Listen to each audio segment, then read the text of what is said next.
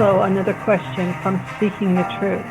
In Genesis 1:14, you're instructed to use the lights in the expanse for signs, appointed times, for days and years. So why are people looking for barley on the earth instead of looking to heavenly things, which show us the appointed times? Okay, there's a couple of problems here, and I'm going to talk to the greater problem at large. In Genesis 1:14, creation was perfect. Creation was perfect. At the end of every day, Elohim said it was Tov. Tov means perfect, lacking nothing, complete. And when he got to the end of the sixth day, he said it was Tov Me'od. He said it was very perfect, complete, and lacking nothing. Obviously, our world is not perfect, so this was absolutely before the fall. Genesis 1:14 fits into that category. When we go to Romans, we see that before the law there was no sin, that it was sin that showed the way, it was the law that showed the way to sin. I will put that in the screen when I do the editing on this. So before the law was Genesis 1:14. There was no law. The only law there was, the only moed there was, is listed in the first book of Genesis, and that is the Sabbath, the seventh day rest.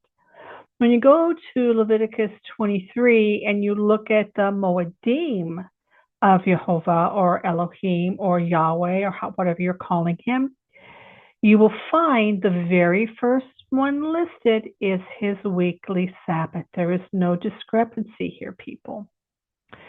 Now, I also want to tell you that I have 3 videos out there that are called Yah's Message from the Order of Creation. There's a part 1 and a part 2.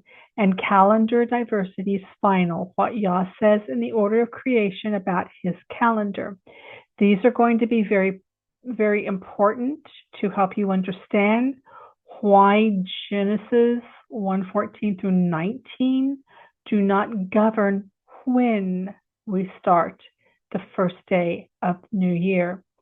And look, yes, Genesis 1:14 through 19 is valid, but if Elohim cannot add clauses along the way, for example, the law was inserted when sin showed up, that was added, or for example, Yeshua, who came in the first century, he was inserted to what the people were doing. Or let's go to the tearing down of the temple in 70 AD. That was inserted into history. If he can't amend and add to first covenant, second covenant, our understanding along the way, then we have a problem with our theology. Elohim gave us the agricultural calendar in addition to the perpetual calendar in Genesis 1. 6 days you shall work, the 7th day you rest. That's perpetual. There's nothing else attached to that. That happens 6/7, 6/7, 6/7. The agricultural aspect of his calendar, on the other hand, is bound up in agriculture, not the stars.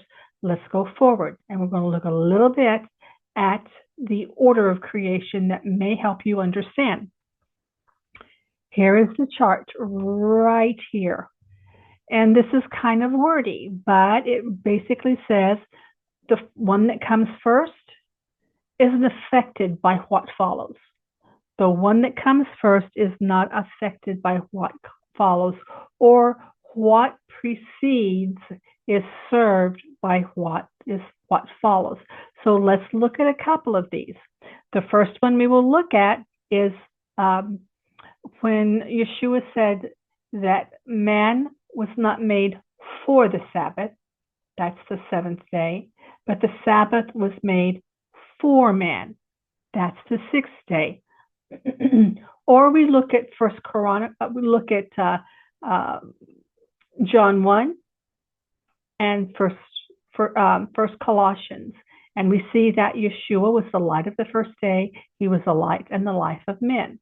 We also see that in Colossians that He was before everything that was made, the visible, the invisible powers and principalities, all those things. So Yeshua has the preeminent place on day one. And everything was made by him, through him, and for him. That's scripture. If we can get this down, it opens up the word of Elohim so very greatly.